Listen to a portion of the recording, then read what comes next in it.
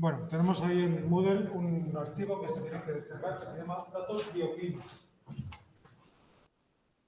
No le pinchan directamente, sino le pongo un derecho de ratón y guardar enlaces con.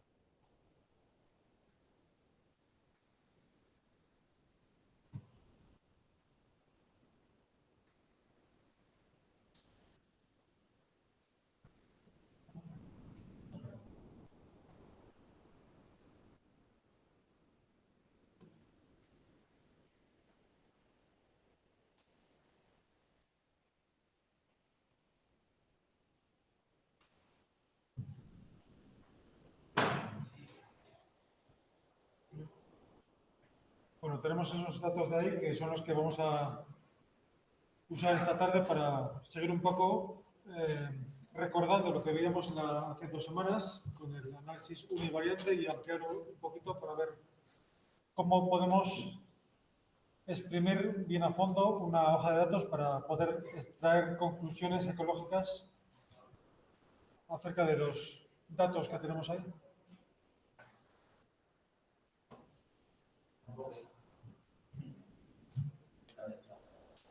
Pero, ¿tienes por lo menos el programa FAST? Sí. ¿Alguien le puede meter su clave y contraseña?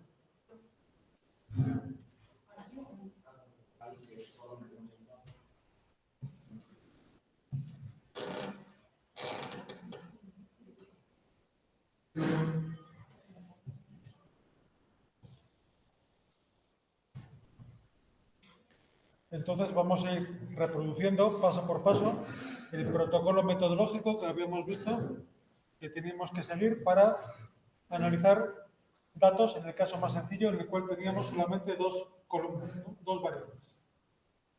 Análisis univariante, se llama univariante porque tenemos una única variable dependiente. Yo cuando me descargo la base de datos de bioclimas, cuando no abro, no me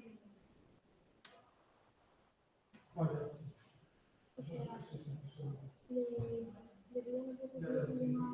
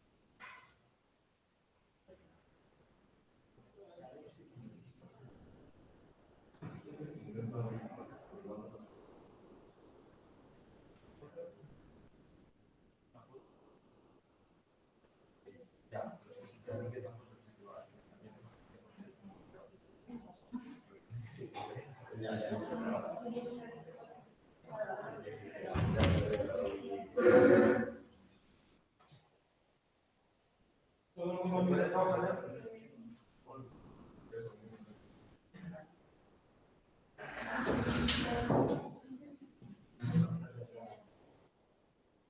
Sí.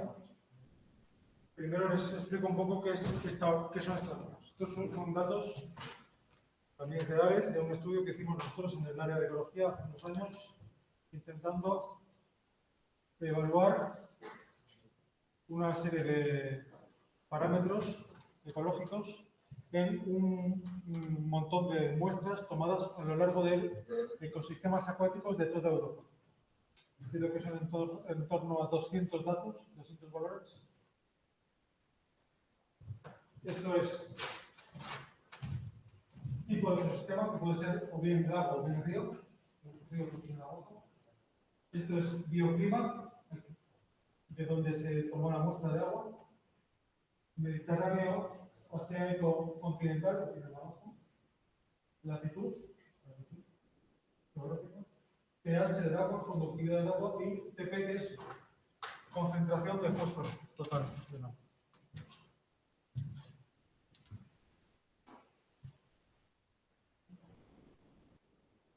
Entonces vamos a, como decía, a reproducir paso por paso el protocolo metodológico que tenemos que seguir para analizar estos datos. Lo primero que tenemos que descubrir o describir es en qué modo está dispuesta esta tabla de datos. Había dos modos. No estoy avanzando nada nuevo, estoy simplemente recordando lo que se supone que ya hemos visto en clases anteriores. Había dos modos, el modo R y modo Q. ¿Esto qué es?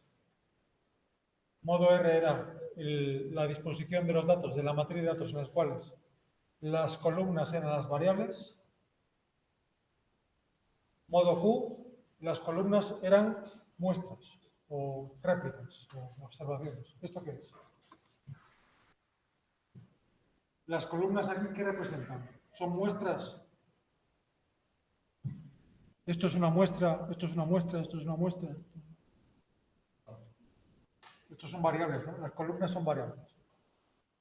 Por lo tanto, está claro que es una hoja en modo R, que es el modo normal o por defecto, por así decir, con el que trabajamos en estadística. Las columnas son variables, las filas son muestras o repeticiones o observaciones de la misma variable en diferentes sitios. Vale. Segunda pregunta. ¿Cuántas variables hay en esta hoja de datos?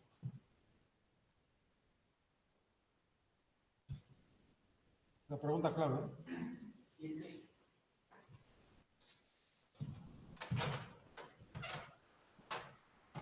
¿Esto es una variable? Pues solo lo que necesito. Esto también, conductividad, pH también, latitud, pues también. Esto de aquí. Decimos que si variaba, era una variable. A veces pone Mediterráneo, a veces pone oceánico, a veces pone continental. Si varía, por definición, es una variable. Una variable un poquito particular porque ven que los valores no se expresan como números, como es lo habitual, sino que se expresan como palabras. Pero no por ello deja de ser una variable, es una variable cualitativa. ¿Se acuerdan de esto? ¿No? Y esta de aquí, pues lo mismo. Es una variable que varía, a veces es río, a veces es lago, pero varía. Entonces es una variable. Variables cualitativas.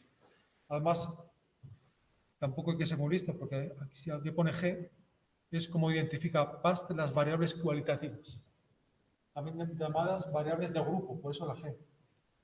O de agrupación. O también llamadas a veces predictores categóricos. Todas esas formas sirven para lo mismo, para designar a las variables cualitativas.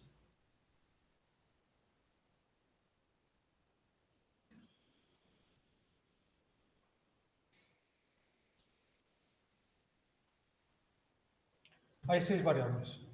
Esto no es una variable, esto es simplemente el nombre del sitio donde se tomó la muestra. Son lagos de por ahí de Finlandia y la etiqueta de la fila, no es una variable.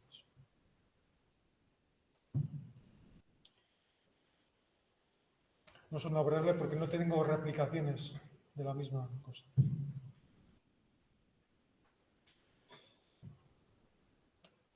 Está claro que hay 6 variables. Ahora, ¿qué tocaba? Ahora había que separar variables cuantitativas de cualitativas, ¿no? Que lo hemos visto también. Cuantitativas se expresan con números. Las 4 últimas son claramente cuantitativas. Cualitativas se expresan con otras cosas que no son números, con palabras, con términos o con las 2 primeras. Eso es la parte fácil. La parte un poco más complicada es diferenciar entre variables independientes y variables dependientes.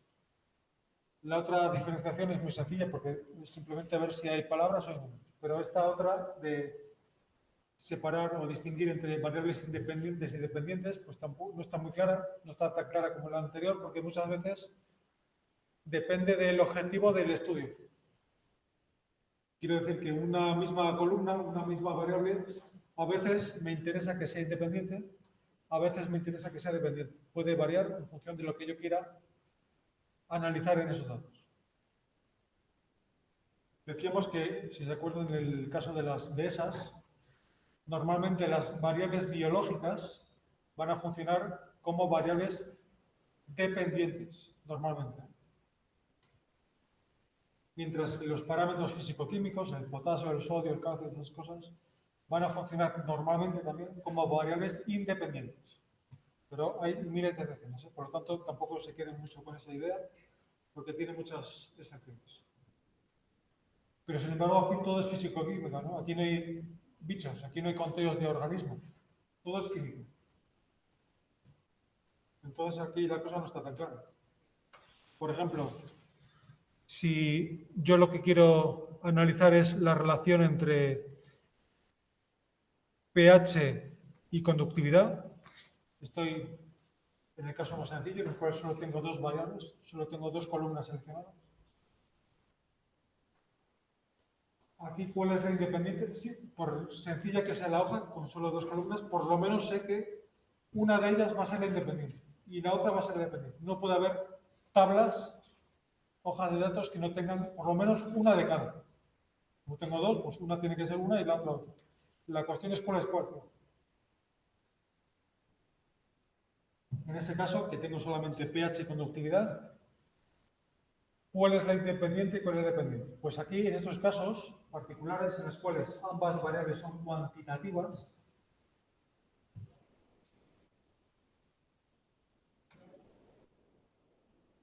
me da igual suponer que el pH es independiente o que es dependiente. A efectos estadísticos, no a efectos ecológicos. Es decir, si yo hago el análisis que voy a hacer, suponiendo que esta sea independiente y esta dependiente, me va a dar exactamente lo mismo que si adopto la perspectiva contraria. Dicho de otra forma, en los gráficos que haga, tengo que pensar qué va en el eje de las X y qué va en el eje de las Y. ¿Qué pongo aquí? pH, conductividad. Pues da un poco igual. Aquí no está clara la dependencia de una sobre la otra. Sin embargo, hay otros casos en los que está más clara, así es la diferenciación. Por ejemplo, la relación entre fósforo y conductividad. Estaremos también en este mismo caso, las dos son cuantitativas y teóricamente podríamos adoptar ambas perspectivas, ¿no? Suponer que es el fósforo el que depende de la conductividad o que es la conductividad la que depende del fósforo. Pero yo sé por teoría, si sé un poquito de limnología, que es las dependencias en este sentido. Es el fósforo el que depende de la conductividad. ¿Por qué? ¿Qué era la conductividad? Lo vemos ayer, ¿no? La conductividad era el conjunto de compuestos, de sales, de elementos que lleva el agua en disolución. Uno de ellos es el fósforo. Por lo tanto, es el nivel de fósforo el que depende de la conductividad. Cuanto más conductividad, más fósforo va a tener el principio. Lo veíamos con las dehesas, ¿no? Cuando analizamos la relación entre materia orgánica y nitrógeno. Ahí suponíamos, por hipótesis, que era el nitrógeno el que dependía de la materia orgánica, porque uno de los componentes de la materia orgánica es precisamente el nitrógeno. Pero ya les digo que, aunque nos equivocáramos en este sentido, no pasaría gran cosa, porque ambos análisis se hacen de la misma forma. Tanto si es la de la derecha la dependiente, como si es el caso opuesto. Otra cosa es que tuviéramos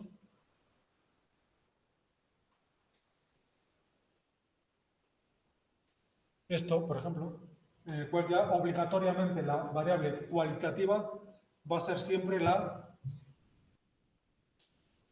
independiente. si tenemos en la pareja de variables que vamos a analizar una cualitativa, esa va a ser necesariamente la independiente. ¿Por qué? Porque estoy en el análisis univariante, en el cual estoy suponiendo que siempre la variable respuesta va a ser la cuantitativa. Y como esa ya está pillada, por decirlo de alguna forma, la otra que me queda va a ser necesariamente la independiente. Bien, la única duda que me queda es cuando las dos son números. Pero en este caso no hay duda posible. La independiente va a ser siempre la cualitativa.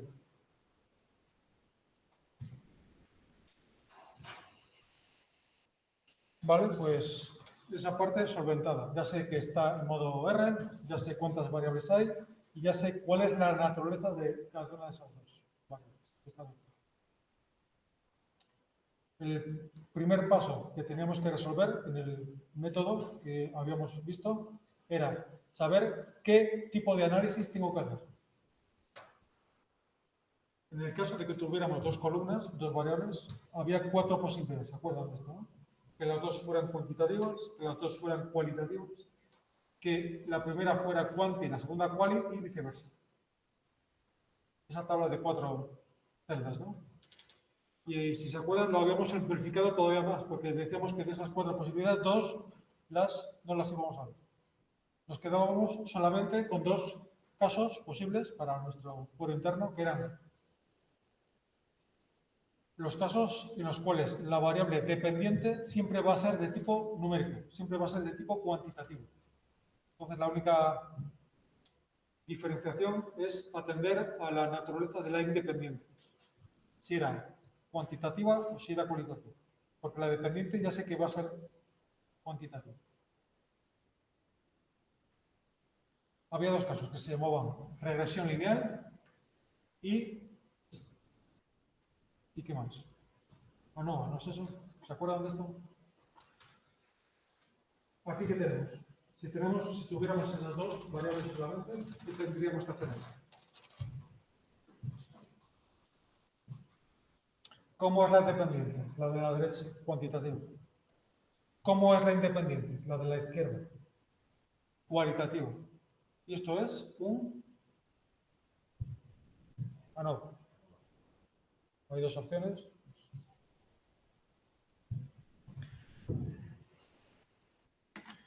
Y si tenemos estas 2,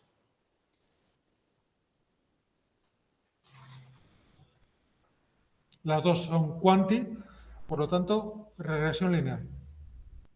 Ese paso es sencillo, ¿no? Tenemos solamente 2 opciones, o regresión lineal, las 2 quanti, o ANOVA, que la independiente sea cualitativa. Vale.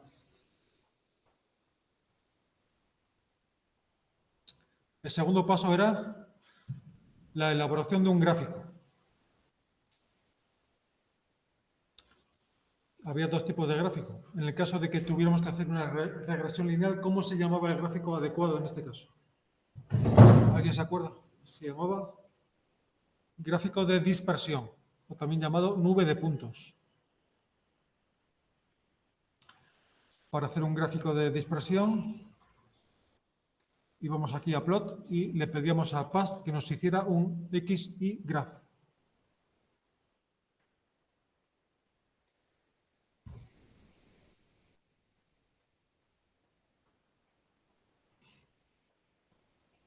¿Para qué hacíamos gráficos nosotros?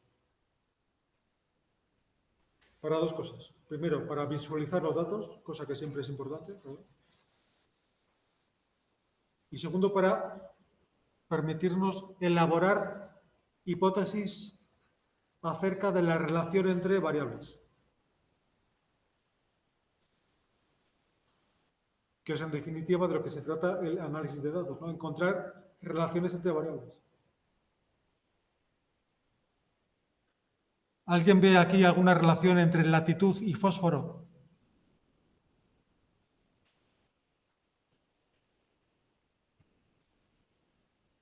Los puntos negros son lagos y los puntos rojos son ríos, pero en esa me da lo mismo. No atiendo a esa diferenciación. Simplemente veo puntos. hay alguna relación entre latitud y fósforo. ¿Qué es la latitud? Es la distancia al polo norte, ¿no? ¿Qué latitud tiene León? ¿Alguien lo sabe? ¿Dónde estamos ahora? Estamos a 42 grados y medio norte. Estaríamos por aquí. Esto es la latitud. De hecho, estos puntos de aquí son todos de España, de León. 45 estaríamos por la latitud de París, más o menos. Esto sería Londres, Países Bajos, Escandinavia, total 70 sería Laponia y 90 sería el Polo Norte. Estamos recorriendo un gradiente de latitud en Europa desde los 40 grados hasta los 70. Desde España hasta el Cabo Norte, Noruega. Y estamos viendo si hay alguna relación entre el fósforo que tiene el agua en los ecosistemas acuáticos, en ríos y en lagos, y la latitud, en el sentido de que cuanto más al norte me voy, tanto más fósforo tiene el agua o tanto menos, no lo sé. ¿Ve alguien aquí alguna relación? Yo no veo ninguna. No sé si desde atrás se ve de forma diferente, yo creo que no. Parece que los puntos están por ahí desperdigados al azar, ¿no? Como que los hubiéramos ahí puesto sin sentido. Hombre, a ver, con un poquito de imaginación, ¿alguien puede ver aquí? Bueno, aquí resulta que en latitudes muy altas, en Escandinavia, por ejemplo, Noruega, todos los puntitos están en la parte baja del fósforo. No hay prácticamente puntos en la zona alta de fósforo. Por lo tanto, de presumir alguna relación, podía haber hipotéticamente una relación inversa entre latitud y fósforo. Pero si lo hay, desde luego es una relación muy débil, ¿no? Porque hay una dispersión muy alta de los datos. Pero bueno, podría ser el caso. Los gráficos no demuestran nada, ¿eh? Esto lo repito muchas veces. Nunca concluimos un trabajo de investigación científica con un gráfico. El gráfico no demuestra nada, sirve para ver datos, para visualizarlos, pero de ahí no se puede concluir nada. Por muy perfecta que nos hubiera sido la relación, aún así, aún en ese caso, no concluimos nada todavía, porque tenemos que demostrarlo estadísticamente, con una prueba.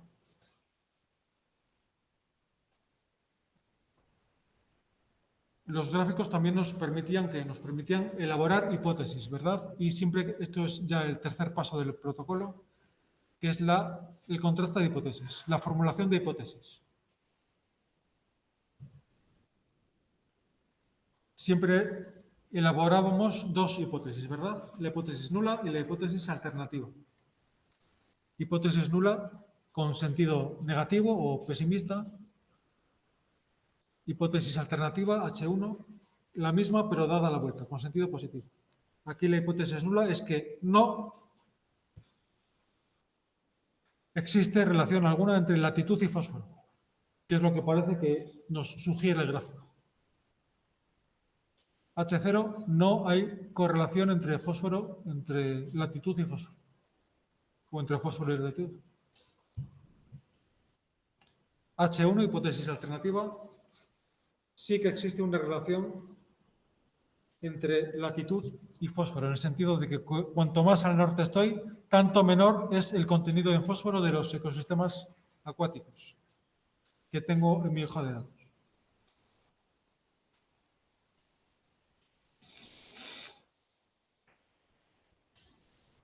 El cuarto paso del protocolo era, teníamos que verificar una lista de comprobación, ¿no es cierto? Teníamos que comprobar que la variable dependiente, el fósforo, tenía que cumplir una serie de requisitos para poder decantarnos por unos test, por unas pruebas o por otras. En concreto, en el caso de la regresión lineal, que es el caso que estamos viendo ahora, había dos requisitos. ¿Alguien se acuerda? Un requisito era el de la continuidad y el otro requisito era el de la normalidad.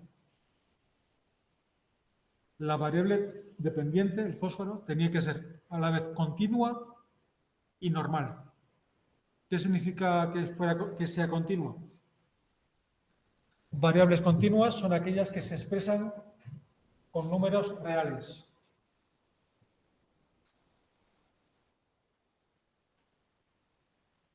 Que no tienen decimales.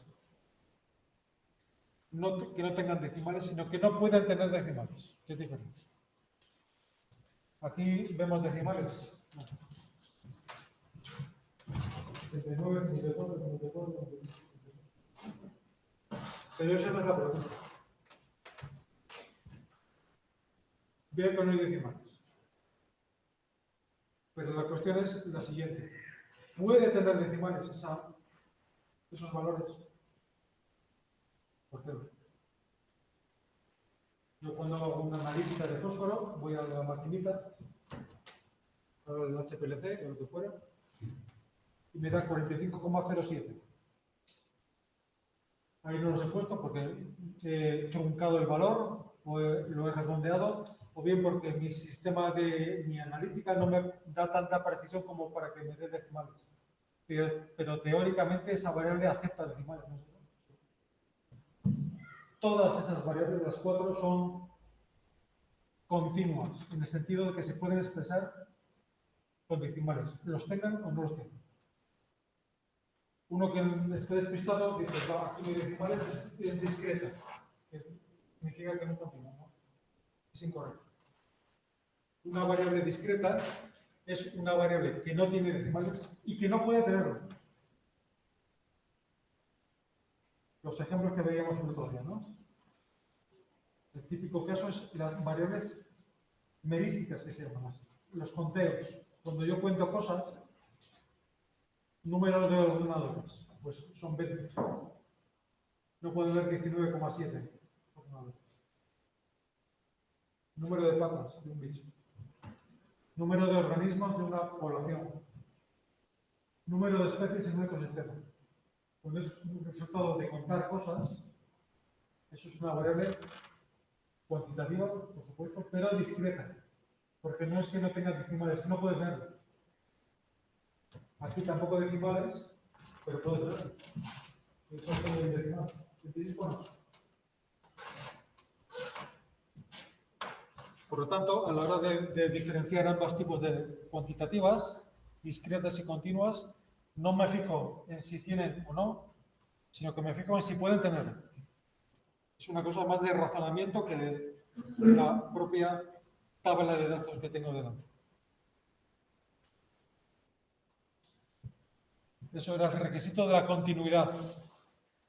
Y había otro requisito que era el de la normalidad, decíamos, ¿no? Necesitamos que la variable dependiente, el fósforo, fuera normal. ¿Eso qué significa? Que se distribuyera siguiendo la distribución normal, la campana de Gauss. ¿Cómo se comprobaba eso? Pues había una forma gráfica que era mediante el trazado de un histograma.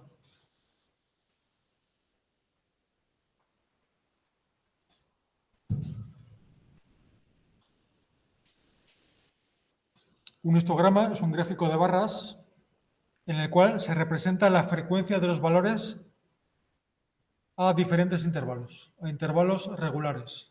Esto es los valores que puede adquirir esa variable, la variable fósforo, y esto es la frecuencia con la cual me aparece ese intervalo de valores. Niveles de fósforo entre 0 y 20 ppm, partes por millón de fósforo, son los más frecuentes. Hay 90 ecosistemas que tienen valores de fósforo comprendidos entre 0 y 20. Hay solamente 40 que tengan niveles de fósforo entre 20 y 40. Hay 25 que tengan entre 40 y 60. Y así sucesivamente. Puedo ir variando el número de intervalos para ver si la distribución se me ajusta más o menos a una curva de distribución normal. En este caso, yo creo que está bastante claro que no. Por mucho que cambie yo esto, no se me ajusta a la normalidad en ningún caso.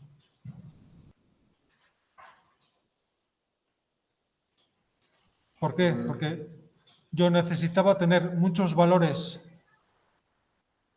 por el centro y pocos valores extremos, pero tengo justo lo contrario. Tengo muy pocos valores en torno al valor central, en torno a la media. Estos son los valores más infrecuentes. Y sin embargo tengo muchos valores extremos, o muy bajos de fósforo o muy altos de fósforo. Justo lo contrario. Por lo tanto, es difícil que esta variable sea normal. Había otra forma de comprobarlo, que era con el trazado de gráficos de probabilidad normal, también llamados QQ-plot.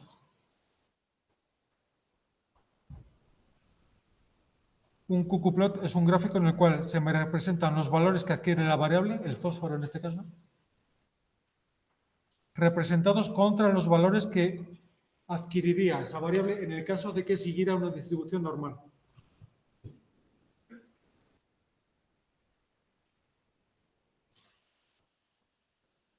Si todos los puntos del gráfico aparecieran perfectamente alineados a lo largo de esta recta, entonces sería una distribución normal perfecta. Como no lo es, como hay desviaciones muy importantes o bastante grandes, sobre todo en los extremos, en las colas de la distribución, aquí ya hay serias dudas de que el fósforo siga una distribución normal. Yo diría que no.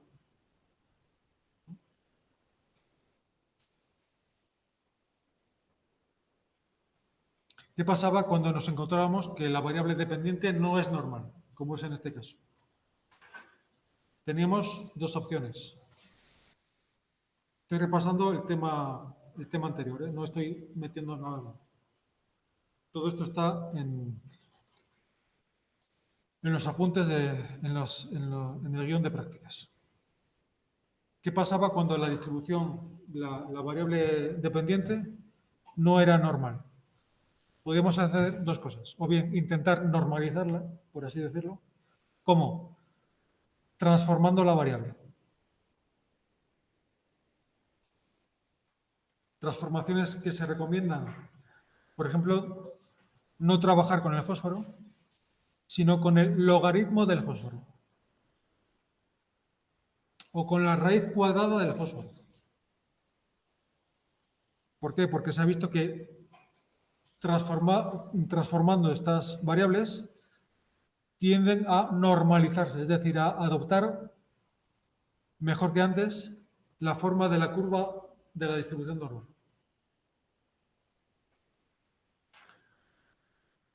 Antes es lo que se hacía normalmente, era cuando nos salía una variable no normal, la transformábamos, pero se ha visto que la transformación de variables ahora no está nada de moda. ¿Por qué? Porque se ha comprobado que genera más problemas de los que resuelve.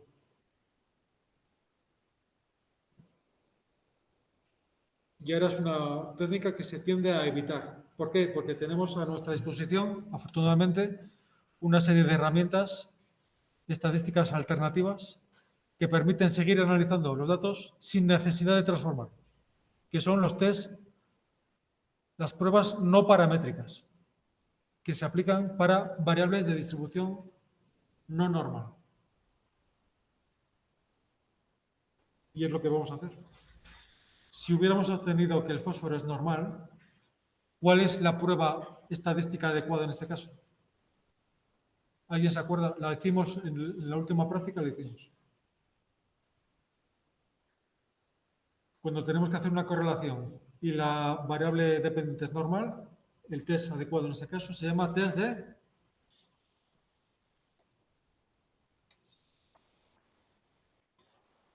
Pearson.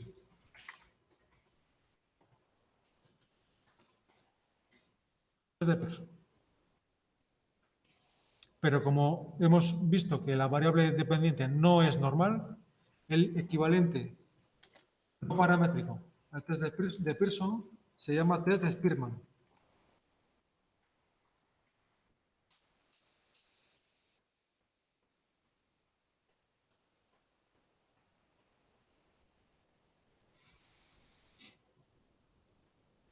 Pues vamos a hacerlo.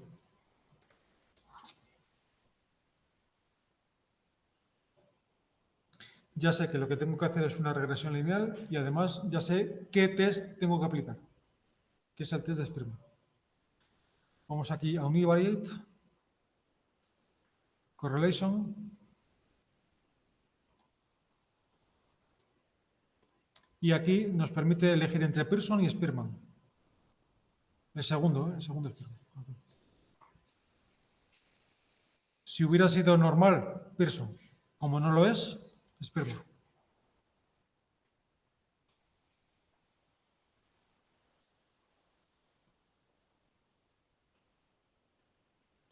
Cuando yo hago un test estadístico como este, siempre obtengo un resultado doble. Obtengo dos numeritos. El primero de ellos es el llamado estadístico del test o estadístico de la prueba.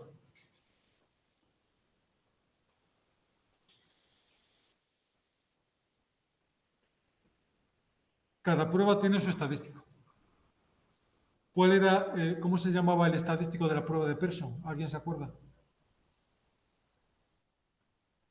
Coeficiente de correlación, podía ser. R. ¿Se acuerdan de R? En el caso del test de Spearman, el estadístico se llama Rho. ¿Saben cuál es la letra griega Rho? Rho. Que es la R, pero en griego. Rho.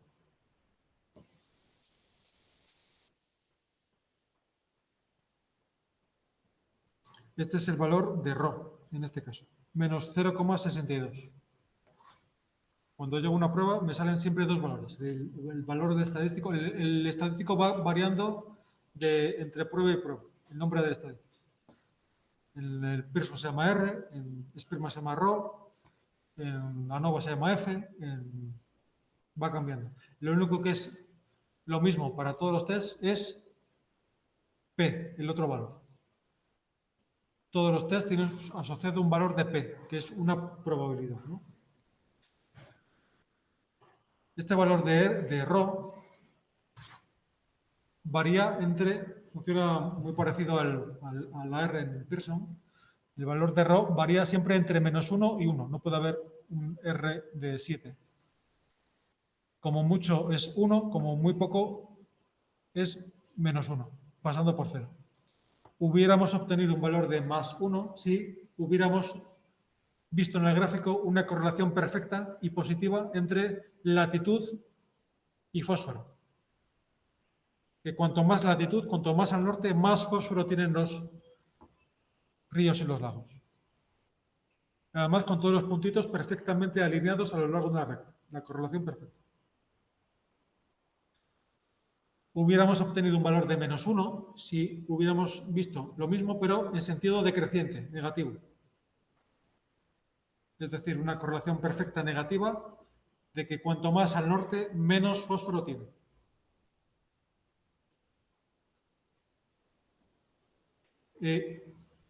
Y hubiéramos obtenido un valor de 0 o próximo a 0 si no hubiera ningún tipo de relación entre latitud y nivel de fósforo, que era lo que nosotros veíamos en el gráfico. ¿Alguien vio alguna relación?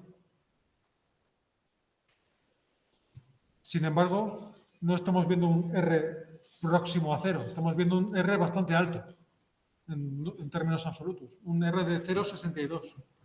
Está más próximo a menos 1 que a 0.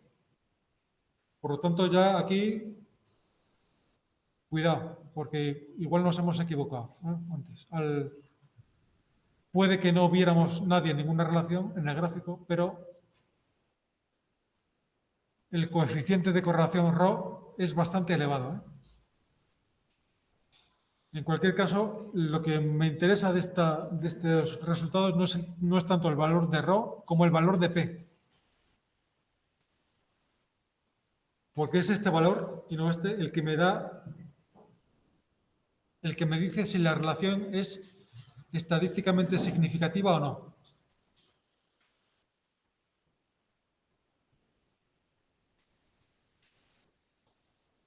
P era una probabilidad siempre, ¿no? Las probabilidades, que como todo el mundo sabe, varían entre 0 y 1. 0, la probabilidad del suceso imposible. 1, la probabilidad del suceso seguro. Pues bien, y además hacemos mucho énfasis en esta frase porque era la clave de la asignatura. P es la probabilidad de que la hipótesis nula sea cierta.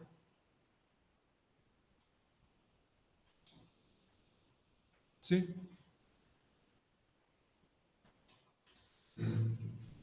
Lo repetimos no menos de 20 veces la otra vez. P es la probabilidad de que la hipótesis nula sea cierta. ¿Cuál es la probabilidad de que la hipótesis nula sea cierta en este caso? Es de 8,6 por 10 a la menos 23. Es decir, de 0,00022 ceros y un 8. Por lo tanto, estamos diciendo que la probabilidad de que no exista correlación, porque es la hipótesis nula, entre latitud y fósforo es de 0,00000000008. Es decir, es de 0, redondeando. ¿Qué conclusión se saca de este test? Me está diciendo que es prácticamente imposible que no exista correlación. Es lo que estamos diciendo, ¿no? Por lo tanto, es prácticamente seguro, con un 99,9922 y un 1 detrás, que sí existe correlación entre latitud y fósforo. Una correlación estadísticamente significativa, y yo diría muy significativa, porque tenemos un valor de P muy cercano a 0. No es 0, porque nunca va a ser 0, pero muy cercano a 0. Y sin embargo, todo el mundo me había dicho que ahí no veía nada, ¿no? Moraleja del cuento: jamás se fíen de los gráficos.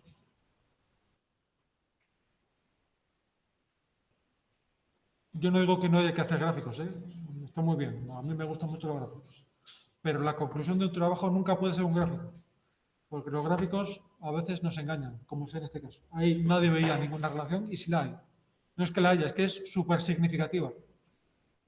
Al 99,9% de probabilidad.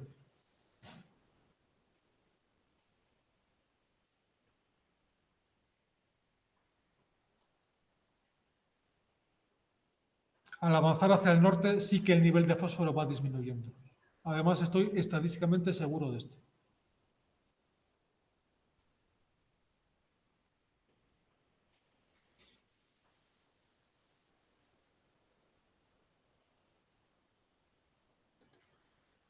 ¿Qué pasa cuando quiero comprobar? Tengo ahí 4 variables cuantitativas, ¿verdad? Podía hacer esto mismo comparando, he hecho la comparación o la relación latitud-fósforo. Podía hacer también latitud-pH, latitud-conductividad, pH-conductividad, pH-fósforo, fósforo-conductividad. Es decir, todas las combinaciones posibles, ¿no? ¿Que cuántas combinaciones son aquí? Pues 4 por 3, 12, entre 2, 6. 6 combinaciones. ¿Por qué son 6 y no 12? Porque la relación entre conductividad y fósforo es la misma que entre fósforo y conductividad. Hay 6 combinaciones posibles. ¿Se pueden hacer 6 veces esto mismo que hemos hecho? Hombre, pues sí. Si nos dan una hora, pues igual lo hacemos. Pero ¿qué pasaría si en vez de tener 4 tuviera 40 variables? Si además de tener fósforo tuviera nitrógeno, sodio, potasio, flúor, toda la tabla periódica. Si tuviera 25 variables y quisiera ver qué pareja de variables tiene una correlación significativa entre ellas, si tuviera con solo 25, que es muy fácil tener 25, tendría que hacer 25 por 24, 600, entre 2, 300 veces el test que he hecho ahora. Igual en un mes acabamos. Afortunadamente hay una forma mucho más sencilla de hacer esto en bloque sin necesidad de hacerlo pareja por pareja. Si quiero ver si existe alguna correlación significativa entre cualquier pareja de variables de entre estas cuatro, puedo hacerlo de golpe simplemente yendo a Univalet y haciendo una tabla de correlaciones.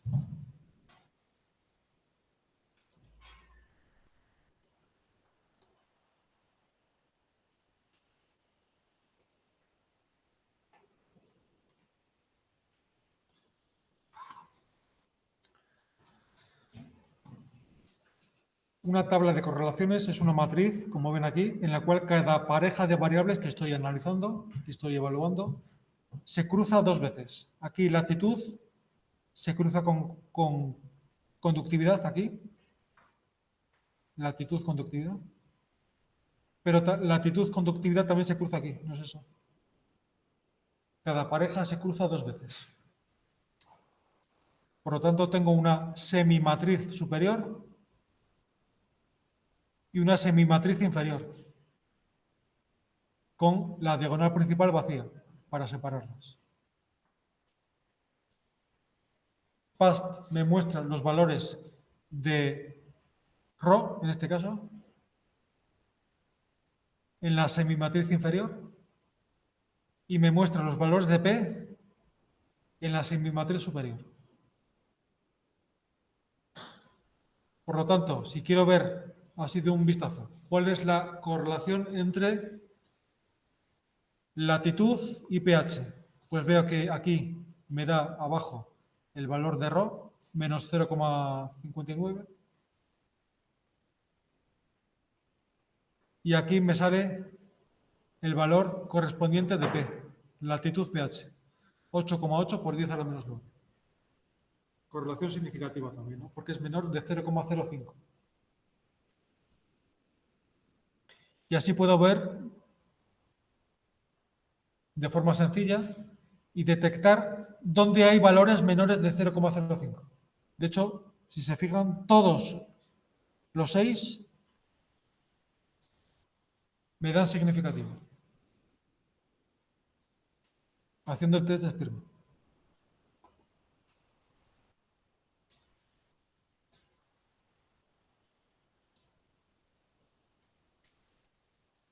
Por lo tanto, las 4 variables, latitud, fósforo, conductividad y pH, están correlacionadas entre sí, todas ellas. Esto lo puedo ver también gráficamente en la pestaña Plot.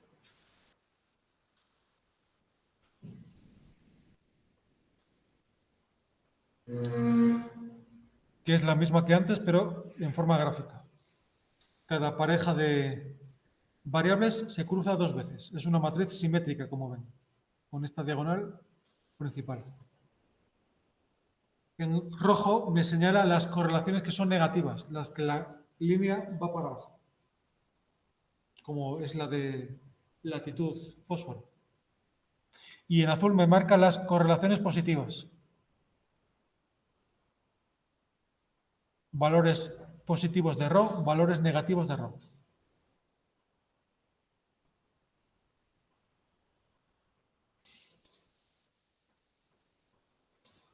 Y además el tamaño del circulito me indica cómo de significativa o no es esa correlación.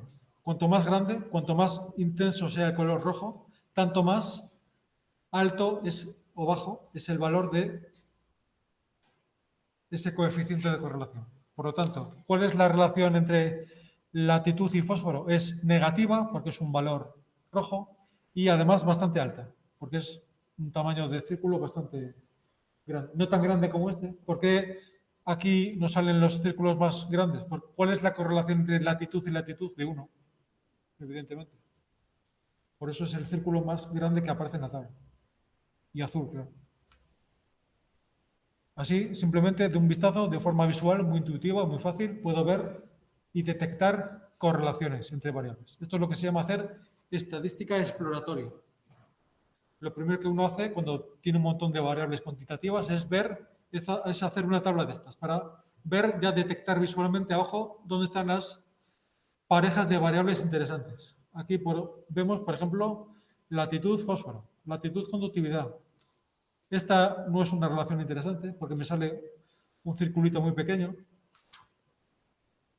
Eso me está diciendo que seguramente ahí no hay nada que rascar. ¿Vale? Vamos a ver otro caso en el cual teníamos una variable cualitativa, la independiente, y otra variable cuantitativa como dependiente.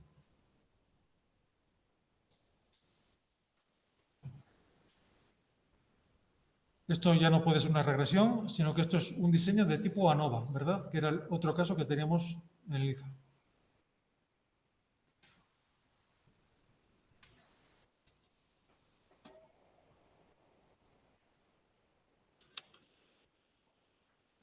El gráfico adecuado en este caso es un gráfico que se llama gráfico de cajas o box plot.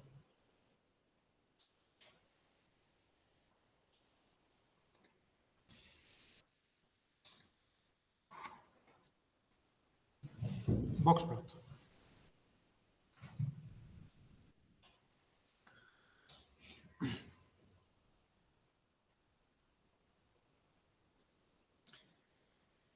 Un gráfico de cajas es un gráfico muy informativo porque nos dice también, nos da mucha información acerca de la naturaleza de las variables que están ahí. En el eje de las X siempre pongo la variable independiente, en este caso tipo de ecosistema con dos niveles, río, lago. En el eje de las Y's coloco siempre me coloca siempre la variable dependiente, en este caso el pH.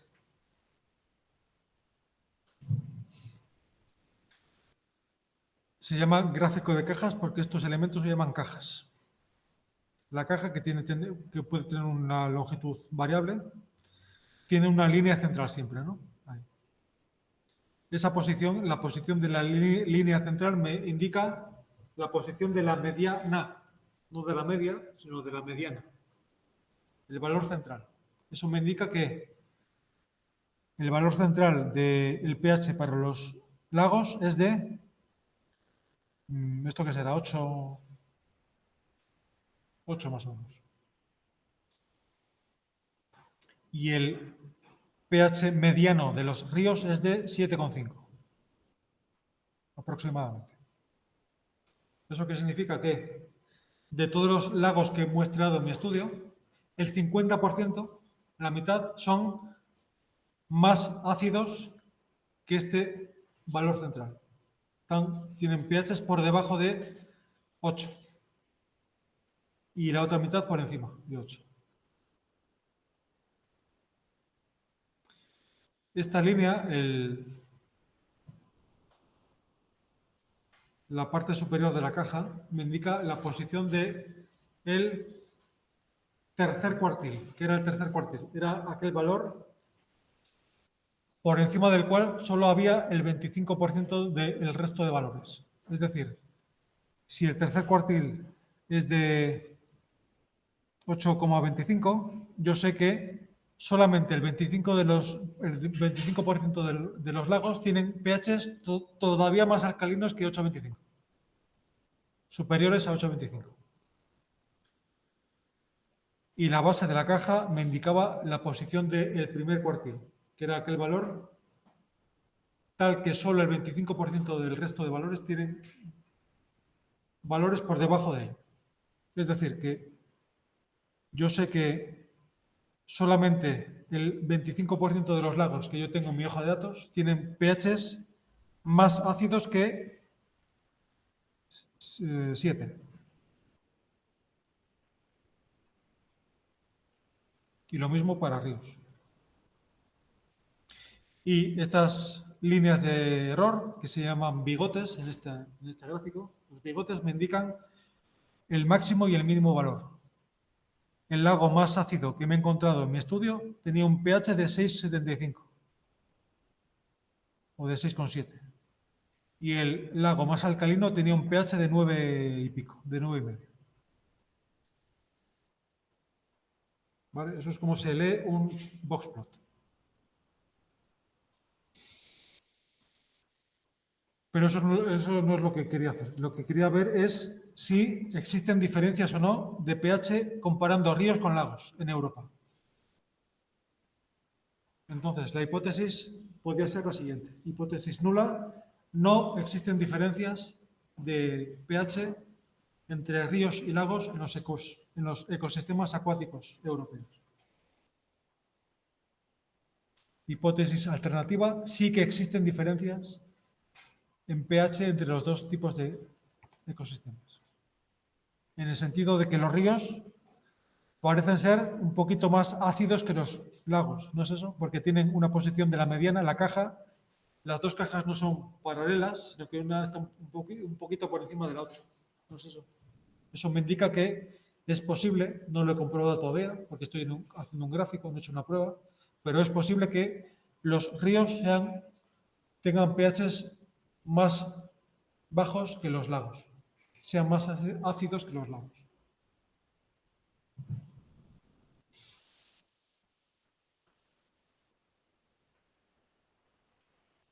Hipótesis formuladas. Tercer paso.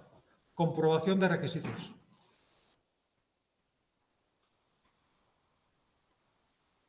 Necesito que esa variable dependiente cumpla 4 cosas. No 2, sino 4, porque estoy en una nova. Los dos primeros requisitos se repiten, que eran continuidad y normalidad. ¿Es una variable continua? Sí, no hay duda. ¿Es una variable normal? Pues no lo sé. Hay que comprobarlo. Se comprueba con un histograma.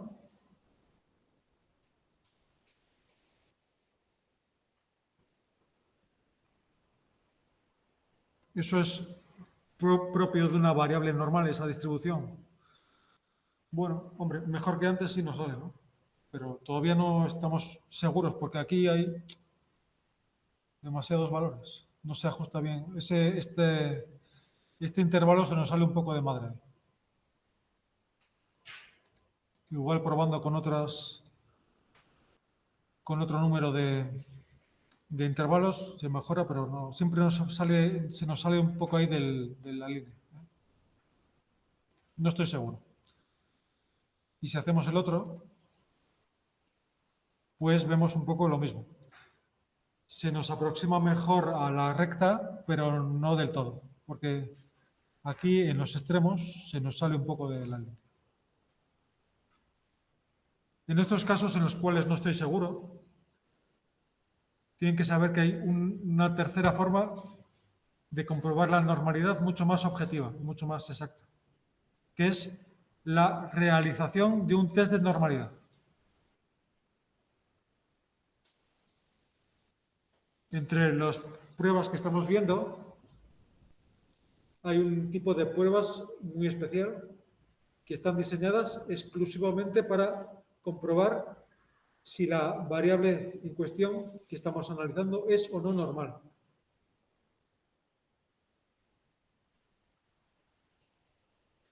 Y así salimos de dudas. Además es una prueba objetiva, porque aquí para unos nos puede parecer normal, para otros no, pero para tener un resultado que sea común para todos, podemos acudir al recurso de hacer una prueba de normalidad.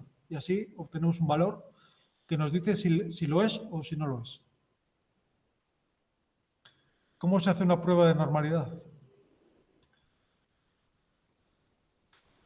Aquí en Univarit hay una opción que dice prueba de normalidad o test de normalidad.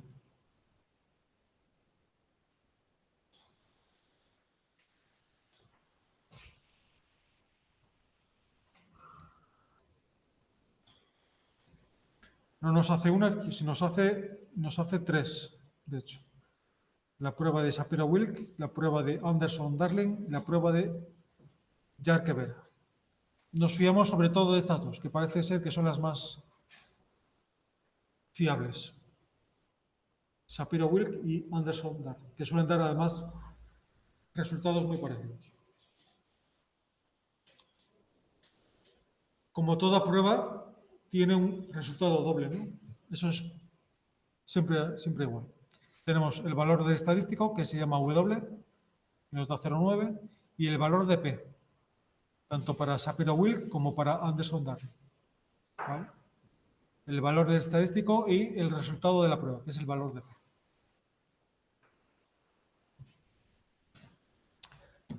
Ojo, cuidado con esto, ¿eh? Porque siempre metemos la pata hasta el corvejón. Las pruebas de normalidad son una excepción a la regla, en el sentido de cómo se interpreta el resultado del valor de P. Decíamos siempre que las pruebas contrastan siempre la hipótesis nula, ¿verdad? Y que la hipótesis nula siempre tiene sentido negativo. No hay correlación, no hay diferencia, no.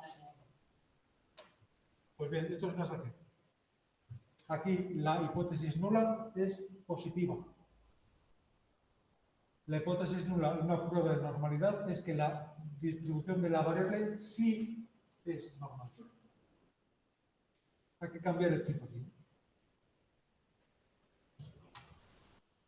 Aquí cuando la gente comprueba normalidad con un test, casi siempre se equivoca porque se olvida de esto. La hipótesis nula, la H0, de una prueba de normalidad es positiva y la alternativa es la negativa. Normalmente a nosotros nos interesan valores de P lo más bajos posible. Cuanto más bajo, mejor. Cuanto más próximo a cero, mejor, para nuestra hipótesis. Aquí funciona justo lo contrario. Si queremos que la variable sea normal, nos interesan valores de P altos. Cuanto más alto, mejor. Por lo menos que sea de 0,05, pero si es de 0,10, mejor. Y si es 0,2, mejor. Y si es 0,9, mucho mejor. Tanto más seguro estoy de que la variable siga una distribución normal. Funciona al revés, ¿eh? Acuérdense de esto. Aquí te estoy diciendo que la probabilidad de que la distribución del pH sea normal es de 8,02 por 10 a la menos 1. Por lo tanto, no es normal. Es un valor por debajo del umbral de 0,05. Y de hecho te lo señala aquí en sepia, en rojo. Te estoy diciendo que no es normal. Cuando hacíamos el histograma había unos intervalos que se los salían, ¿no? Pues eso hace que la variable no siga una distribución normal. Y otra vez, esto también nos dice que no.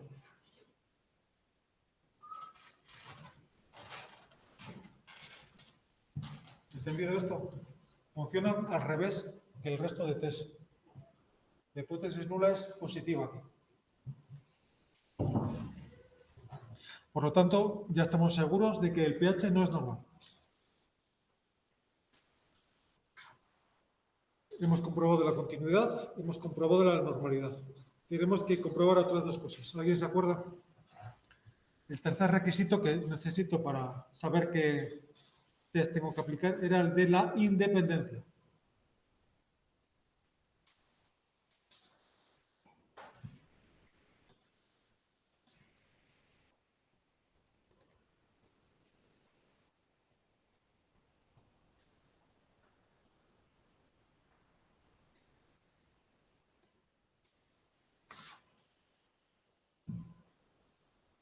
¿Qué significa la independencia? Significa que las mediciones que yo hago en los dos niveles, en el nivel río y en el nivel lago, tienen que ser independientes entre sí.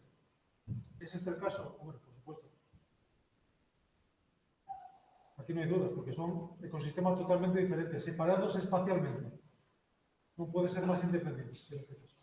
Son mediciones, unas hechas en España, otras en Finlandia, otras en Alemania, otras en Francia. Hay independencia total entre las mediciones que hago yo en los dos niveles. ¿Podemos imaginar algún caso en el cual no se cumpliera este tercer requisito? Habíamos visto en teoría o en la práctica anterior que había dos supuestos en los cuales este tercer criterio no se cumplía. Uno de ellos, muy frecuente en ecología, es los famosos estudios de medidas repetidas. Cuando la variable independiente, la que yo pongo en el eje de las X, es el tiempo, casi seguro que se trata de un diseño de medias repetidas, en el cual no hay independencia entre las mediciones, porque yo mido la misma cosa varias veces. Esto es muy frecuente en análisis de sucesiones psicológicas, por ejemplo. En recuperación post-incendio, y miro la diversidad en enero, en febrero, en marzo, en abril, en la misma unidad experimental varias veces a lo largo del tiempo. Aquí hay independencia entre las mediciones, entre los niveles, entre enero, febrero, marzo, abril, no, porque es la misma parcela, es la misma unidad medida varias veces. El ejemplo que poníamos de las dietas. Mido al mismo paciente antes y después de aplicarle una dieta. ¿Hay independencia entre las dos medidas? No, porque es la misma persona. Medir a una persona la presión sanguínea en el brazo izquierdo y en el derecho. Pues tampoco hay independencia.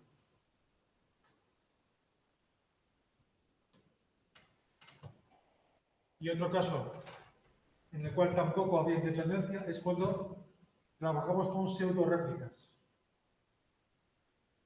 Cuando solo tenemos una única unidad experimental. El arroyo Manzanera, de ayer. Medir pH, aguas arriba y aguas abajo de las vacas. ¿Cuántas unidades experimentales hay? ¿Cuántos ríos hay? Hay uno. Que lo mido varias veces. Medidas repetidas. No en el tiempo, sino en el espacio, pero son medidas repetidas. Aquí no hay independencia. Pero en este caso que estamos viendo, en concreto de los lagos, sí. Porque hay un único muestreo en sitios segregados espacialmente. Por lo tanto, ahí está claro que hay independencia.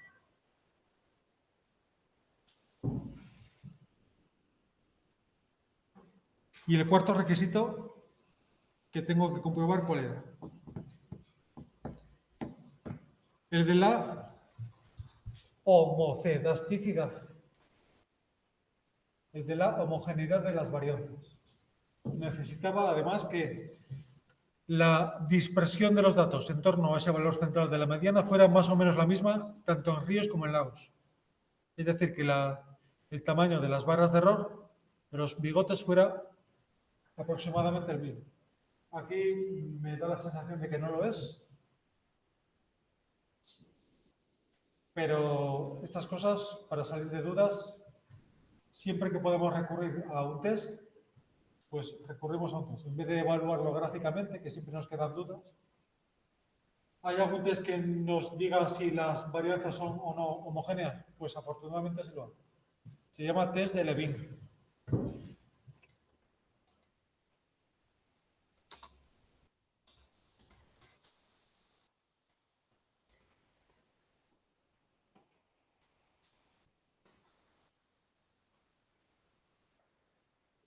Test de Levin.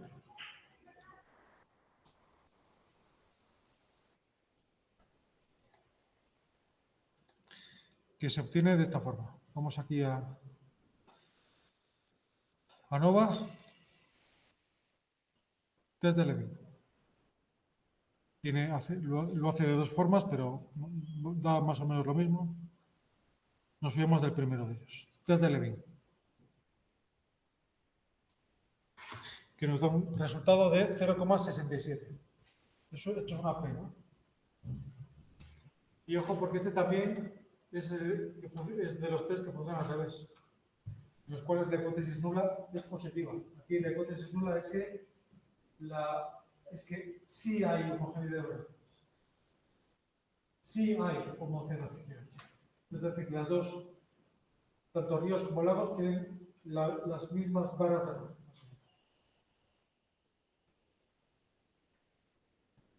Y nos está diciendo que efectivamente que sí hay un valor de 67.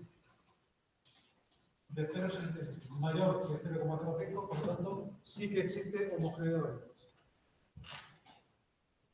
Afortunadamente.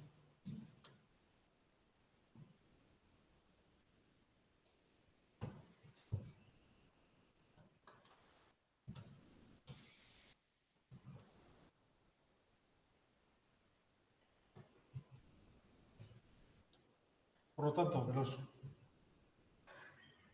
4 requisitos, continuidad, normalidad, independencia, homocedasticidad, solo se nos cae el segundo de ellos, que era la normalidad, ¿no? Porque decíamos que era una variable que no tenía distribución normal.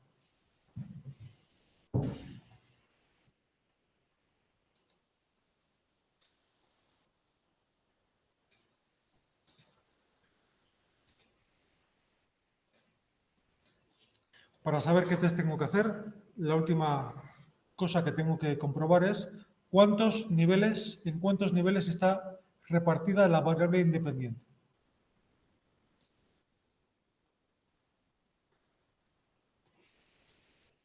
Tengo solamente 2 niveles.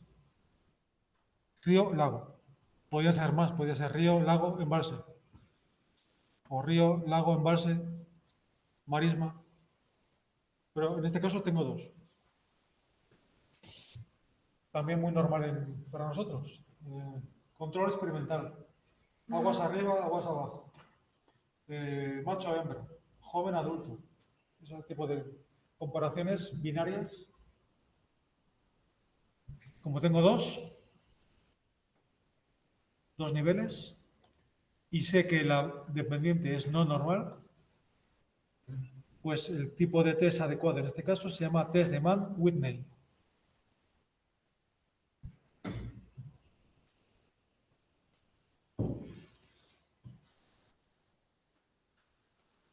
Si fuera normal sería una T de student, pero como no lo es, el equivalente no paramétrico de la T se llama test de Mann-Whitney.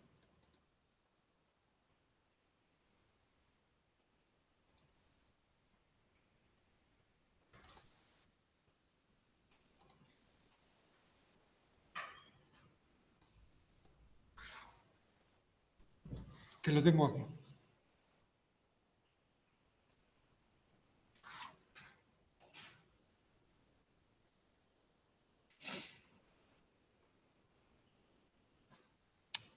Aquí lamentablemente no me aparecen los 2 valores en la misma pantalla, tengo que andar buscándolo, pero bueno. Para saber el valor del estadístico, lo tengo aquí, abajo. Abro la cortinilla esta y el valor de U, que es así como se llama el estadístico de esta prueba, me da 1522. No sé lo que significa, pero lo pongo ahí. Cuando estoy redactando los resultados, pongo, hemos hecho la prueba de Mann-Whitney, porque nos sale una variable no normal y nos sale un valor de U de 1522. Pero el valor que siempre me importa más es el valor de P, que en este caso es de 5,64 por 10 a la menos 5, por lo tanto menor que 0,5, por lo tanto se rechaza la hipótesis nula y se confirma la hipótesis alternativa. Sí que hay diferencias de pH comparando ríos y lagos. ¿Vale? Otro caso. Venga. Queremos ver si hay algún efecto del bioclima bajo el cual se tomó la muestra y el pH del agua. Esto es una nueva también, ¿verdad? Hacemos el gráfico, que es un box plot.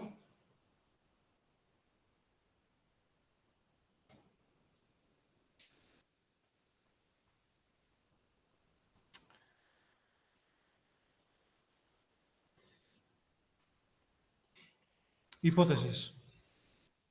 Hipótesis nula, no hay diferencias de pH comparando esos 3 tipos de ecosistemas, de bioclimas. Hipótesis alternativa, sí existen diferencias de pH entre estos 3 tipos de bioclimas, porque parece que el Mediterráneo en concreto tiene ecosistemas acuáticos más ácidos por término medio, con pHs más bajos que los otros 2.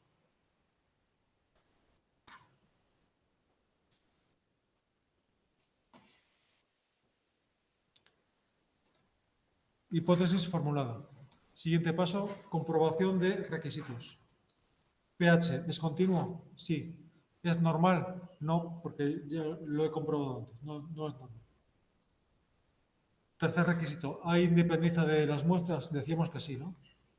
Cuarto requisito, ¿hay homocedasticidad?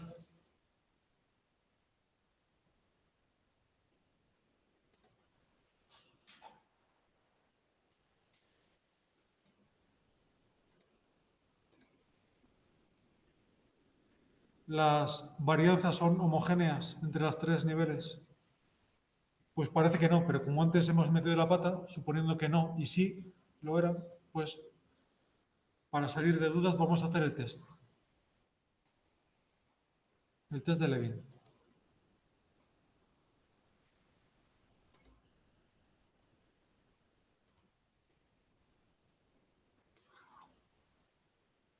El test de Levin que nos da 0,00014.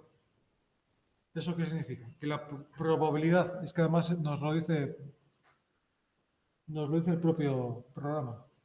La probabilidad de que los tres niveles tengan la misma, same, varianza es de 0,0001, debajo de 0,05, por lo tanto, no hay homogeneidad de varianzas. Aquí sí que hemos acertado. Aquí sí que el gráfico coincide con el test. El gráfico nos indicaba, nos sugería que no había homogeneidad y el test de Levin nos confirma que no hay homogeneidad de varianzas. Y nos encontramos con un caso bastante fastidiado en estadística, que es en el momento en que nos damos cuenta de que nuestra variable dependiente es heterocedástica. Y digo que es bastante fastidiado porque esto tiene mala solución.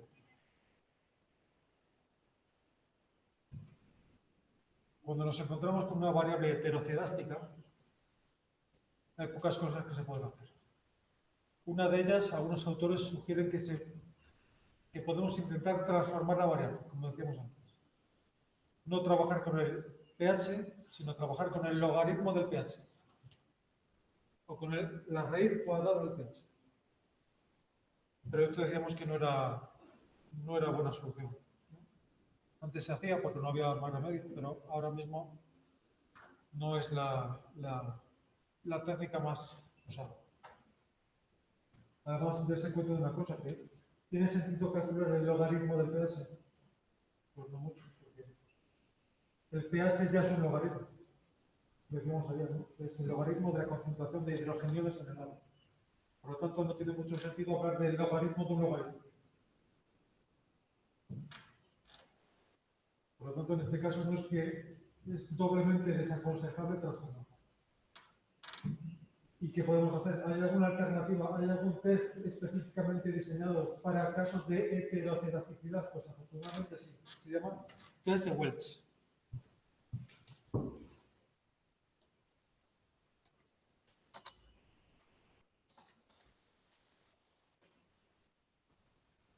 Test de Welch. Es el último recurso que tenemos cuando todo falla, pues que sepamos que siempre tenemos el recurso de acudir al test de Welch, que ha sido bastante criticado en la literatura científica, pero a veces no hay más remedio que aplicar. Porque, bueno, es que si no, nos quedamos con los brazos cruzados, no llegamos a ninguna conclusión. El test de Welch, que lo tenemos aquí, nos arroja un resultado de, bueno, esto es el F, el valor del estadístico, y nos da un resultado de 2,8 por 10 a la menos 10, por debajo de 0,05, por lo tanto, sí que hay diferencias estadísticamente significativas en pH entre los tres bioclimas diferentes. Por lo tanto, cuando tenemos heterocelasticidad, vamos directamente a Welch, independientemente de que se cumplan las otras condiciones. El test de Welch, ¿qué es? ¿Paramétrico o no paramétrico? No es, va por otro lado, no es nada de eso, no va por otro camino. Por lo tanto, cuando tengo una variable heterocedástica, independientemente de que sea normal o no normal, continua, discreta, eso me da igual. Voy directamente a Welch. ¿Vale?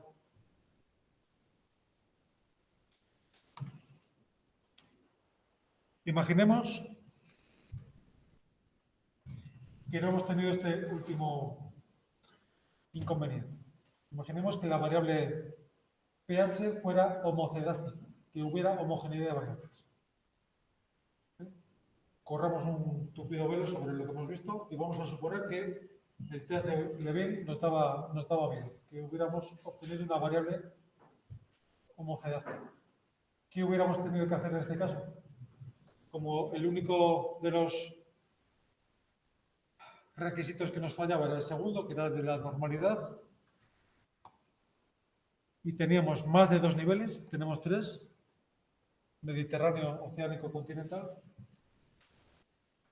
Tenemos la versión no paramétrica de la ANOVA, que se llama test de Kruskal-Wallis. Tenemos otras opciones, pero el que más se usa, con diferencia, ahora mismo es el test de Kruskal-Wallis.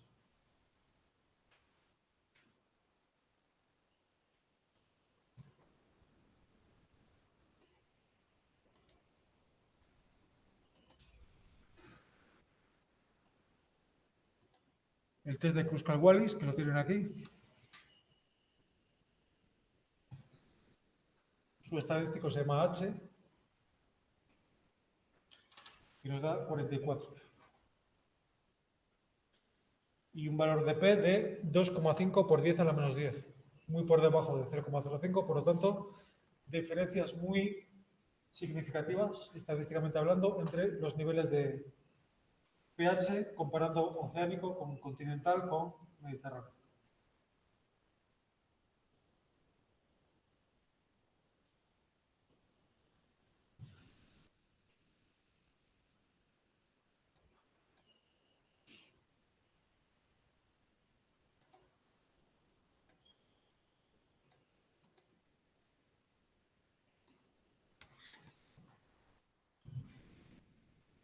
Si solo tuviéramos dos niveles, como teníamos antes de río-lago,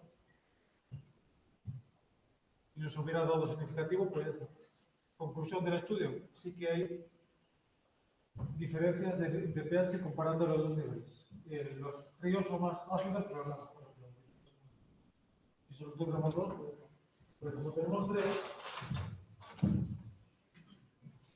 aquí podemos completar el estudio con un resultado adicional, que es saber entre qué pareja de niveles será ese cambio significativo en pH. Cuando tenemos dos, río-lago, pues está borrado, entre río y lago.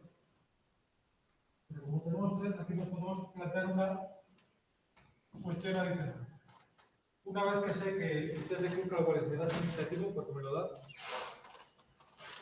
la cuestión es entre cuál de estos dos, entre qué pareja de niveles me aparece este cambio significativo en pH. Comparando Mediterráneo con Oceánico, comparando Oceánico con Continental o comparando Mediterráneo con Continental. ¿Dónde aparece aquí la diferencia significativa? ¿Entre qué dos niveles?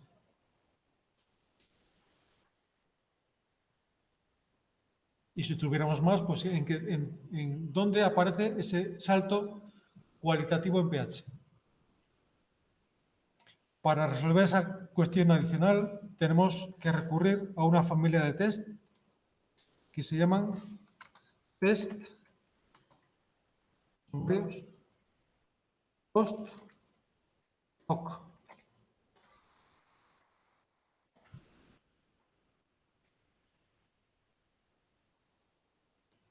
Post-hoc es una locución latina que significa después de.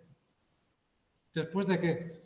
Después de que sé que el resultado del test de Kruskal-Wallis, en este caso, me da significativo, después y no antes, después, puedo hacer un test de este tipo para saber en concreto entre qué pareja de niveles aparece esa diferencia significativa en pH, en este caso.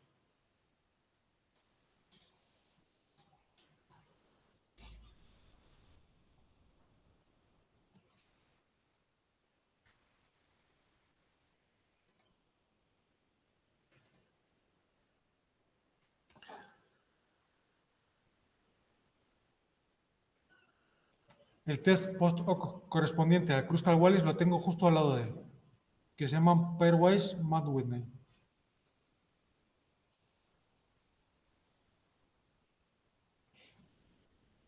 aquí me aparecen comparados 2 a 2 todos los niveles, los 3 niveles que tengo ahí en el estudio.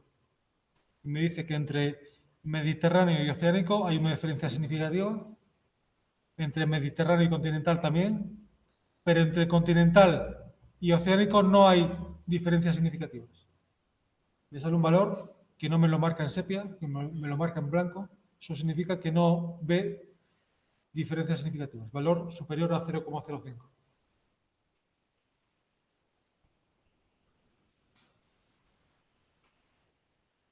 Es decir, ¿cómo se interpreta esto? El nivel que se sale de madre, por así decirlo, es el Mediterráneo, porque es el único que es diferente a los otros dos. Cosa que, si recuerdan, veíamos o intuíamos cuando hacíamos el boxplot.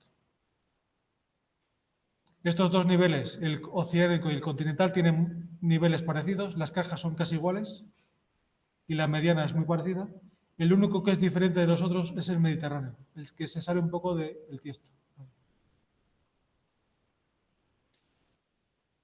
El test me confirma que esa diferencia que me daba el test de Kruskal-Wallis se produce específicamente entre el Mediterráneo y los otros dos. Es el Mediterráneo el diferente. Porque estos dos, de hecho, no lo son. No hay diferencias significativas de pH entre estos dos. Este es el diferente. ¿Vale?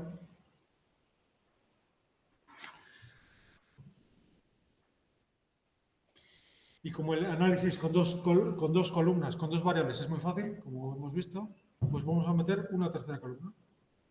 Esto es como los malabares, ¿no? Como con dos pelotas es muy sencillo, pues vamos a hacer una tercera pelota. A ver qué pasa.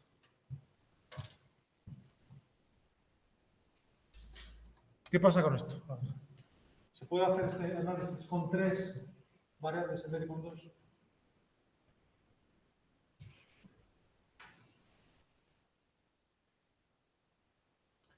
En muchas ocasiones en ciencias trabajamos con diseños multifactoriales, en los cuales queremos ver cómo responde una variable, el pH, con respecto a dos factores de variación, con dos variables independientes, a la vez, simultáneamente. Aquí vamos a explorar qué pasa con el pH cuando varían a la vez el tipo de ecosistema, río lago, y el tipo de bioclima, mediterráneo, oceánico. Estos tipos de diseños son muy frecuentes, no tanto en ecología, pero son más frecuentes en estudios de laboratorio, en experimentos de laboratorio y también en análisis clínicos. A nadie le suena la interacción entre medicamentos, por ejemplo. ¿Cómo interactúan la aspirina y el paracetamol? Pues podemos plantear un experimento para ver cómo se interaccionan o no, para rebajar el dolor de cabeza, la migraña. Sabemos que la aspirina lo atenúa, sabemos que el paracetamol lo atenúa, pero ambos medicamentos interactúan entre sí. Es decir, tienen un efecto sinérgico, por ejemplo, que el efecto de uno se suma al del otro, o tiene un efecto antagónico, que los dos a la vez se anulan entre sí. Pues el experimento sería factor 1, aspirina, con 2 niveles. Sí, no. Toma aspirina, no toma aspirina. Factor 2, paracetamol. Sí, no. Variable de estudio. Dolor de cabeza. Medida de intensidad del dolor, de 1 a 10. Otro ejemplo de las macetitas. Queremos ver el efecto de la fertilización y de la adición del riego, de la adición de agua. Para ver si el hecho de añadir agua mejora o empeora el efecto del fertilizante. Pues también dos factores de variación. Fertilizar, sí no, agua, sí no. Y el crecimiento de la planta como variable de respuesta, variable de petición.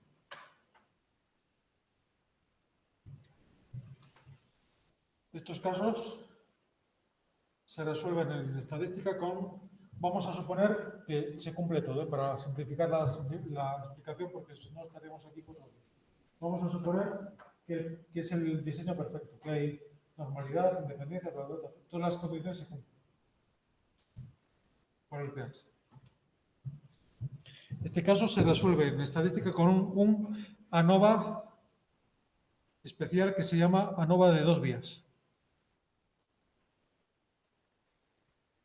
Cuando tengo 2 independientes y no una, como tenía hasta ahora, cuando tengo 2 independientes, tengo que hacer un ANOVA de 2 vías. Digo que estoy suponiendo que se cumple todo, la normalidad, homoelasticidad, etc. ANOVA de 2 vías.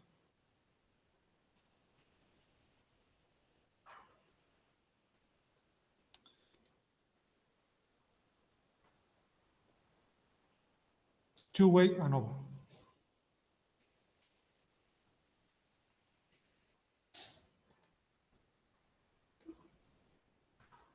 Cuando yo hago un ANOVA de 2 vías, el programa lo que me hace es evaluar independientemente cada uno de los 2 factores, cada una de las 2 variables, y después me evalúa el efecto conjunto de ambos, para ver si interactúan o no.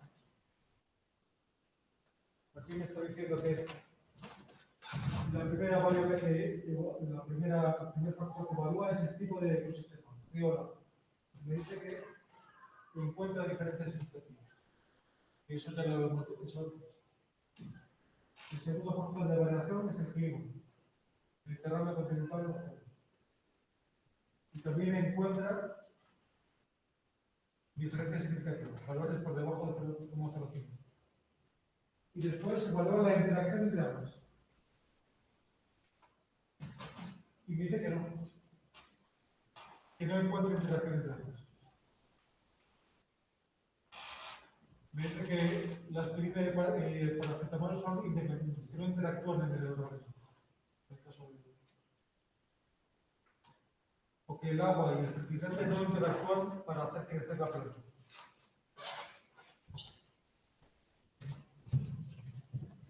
Eso se ve muy bien haciendo un gráfico de medias, un gráfico de interacción. Un gráfico de interacción es muy útil porque nos permite visualizar en un mismo gráfico las 3 variables a la vez. Los 2 factores de variación y la variable respuesta. La variable respuesta, la variable dependiente, que siempre la ponemos en el eje de las sillas, ¿no? Y aquí ponemos o bien el primer factor, el factor tipo de ecosistema, río-lago, o bien ponemos el segundo, como queramos, como lo veamos más sencillo.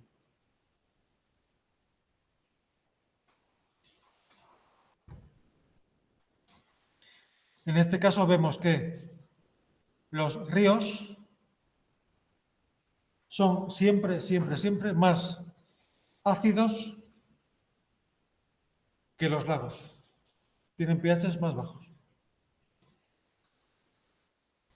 Cuando yo me voy de lago a río, el pH me baja, tanto en ecosistemas mediterráneos como en ecosistemas oceánicos, un poquito menos, pero también baja, como en ecosistemas continentales. Eso me indica que no hay interacción entre los 2 factores. El pH baja siempre, independientemente del bioclima donde esté.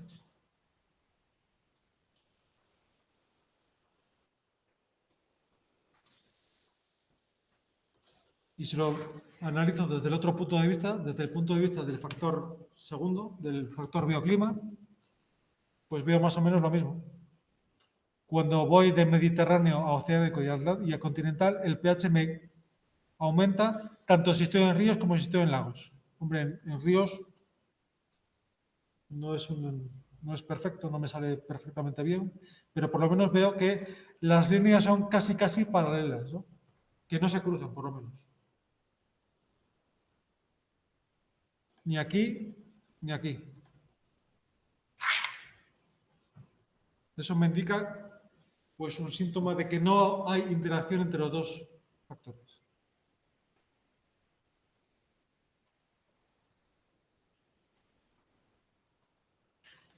Otra forma de saber si hay o no es un truco que consiste en preguntarse lo siguiente.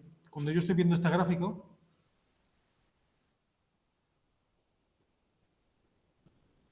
yo pregunto, ¿los ríos son más ácidos que los lagos?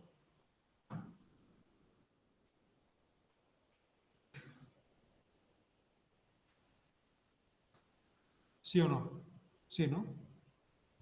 Si la respuesta es sí, entonces no hay interacción. Aquí está claro que sí, ¿no? Tanto en Mediterráneo como en oceánico como en continental, el pH de los ríos es sistemáticamente siempre más bajo que en ríos que en lagos. Si la respuesta a esa pregunta fuera depende, entonces sí habría interacción. En unos bioclimas sí, en otros no. Vamos a ver un ejemplo en el cual sí hay interacción, que es comparando tipo, clima y fósforo.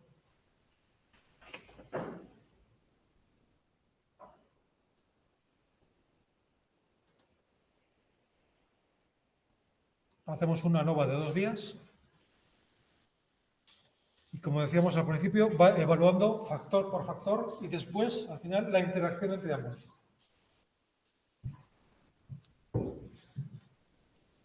Primero, evalúa si hay efecto debido al tipo de ecosistema, río o lago, y me dice que ¿esto qué es? ¿Que sí o que no? Nos da 0,052. ¿Esto es mayor o menor que 0,05? Es mayor. Por lo tanto, no es significativo.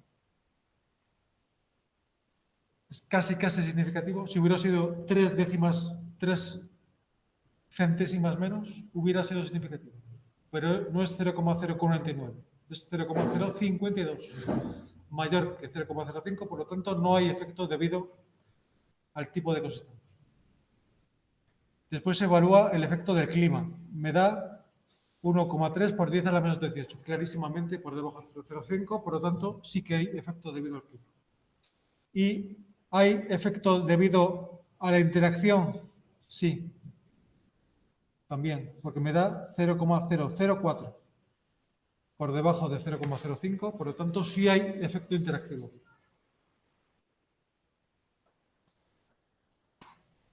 Ven que las líneas en el gráfico de medias ya no son paralelas o casi paralelas, son líneas cruzadas. Pregunta. ¿El nivel de fósforo en los ríos es menor que en el de los lagos?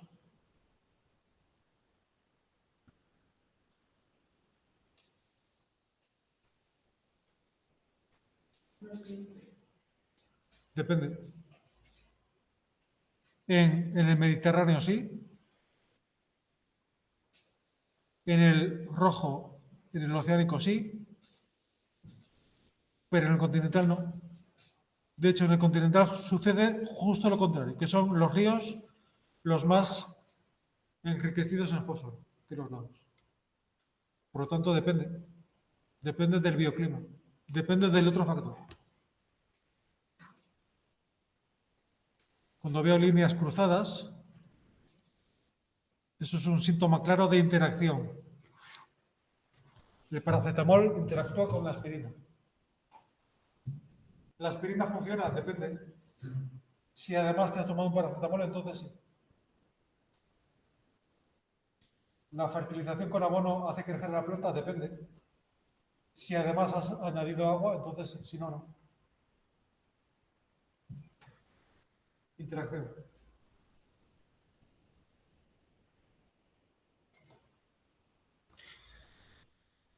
Y vamos a ver el último caso de 3 variables, en el cual es el caso opuesto. Cuando tenemos 3, pues se pueden dar 2 casos, ¿no? Que la que se repite sea la independiente o la doble sea la dependiente. Es decir, Por ejemplo, este caso. Que tenemos una única independiente, pero tenemos dos dependientes. Por lo tanto, aquí ya nos salimos ya definitivamente del análisis univariante. Porque ya no tenemos una única variable dependiente, sino que tenemos más de una. Dos, por ejemplo.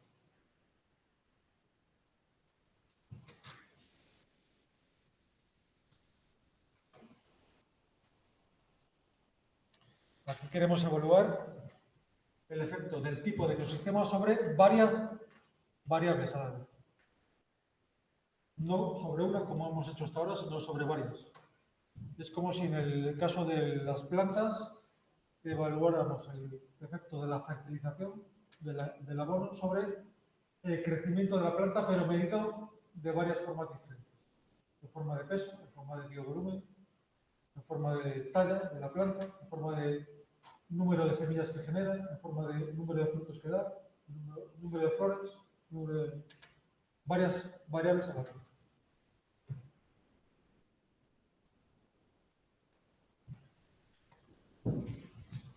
Y esto aquí se resuelve con un ANOVA especial, un ANOVA multivariante, llamado MANOVA, análisis de la varianza multivariante.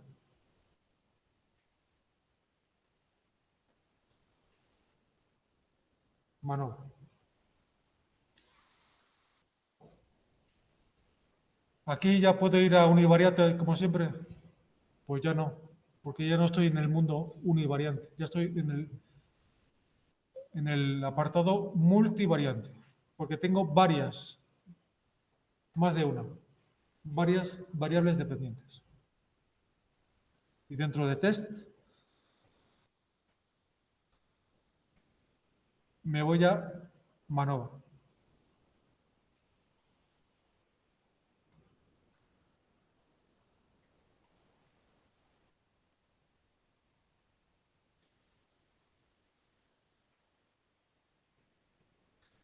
Y leo aquí el resultado.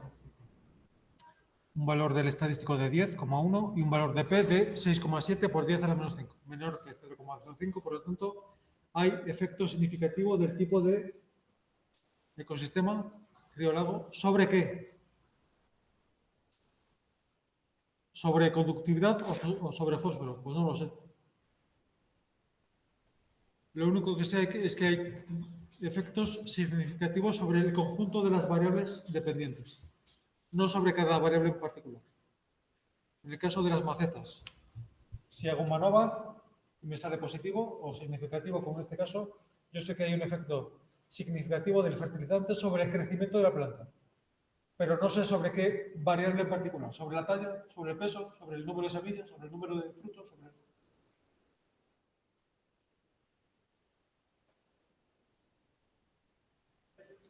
Por lo que hemos visto esta tarde, ya están en disposición de responder a varias de las preguntas planteadas en el ejercicio práctico, que tienen que resolver en equipos de 5 personas, de 4 personas.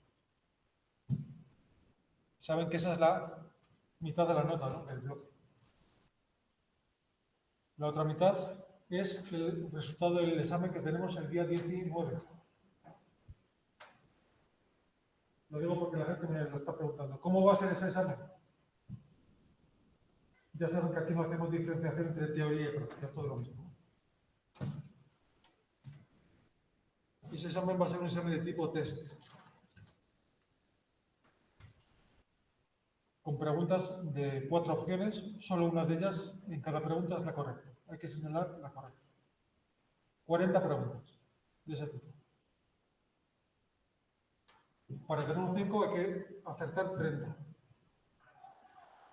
Con la salvedad, con la ventaja de que las respuestas incorrectas no restan nota. Y no contestar tampoco resta nota. Si hay 30 respuestas correctas, tienen un 5.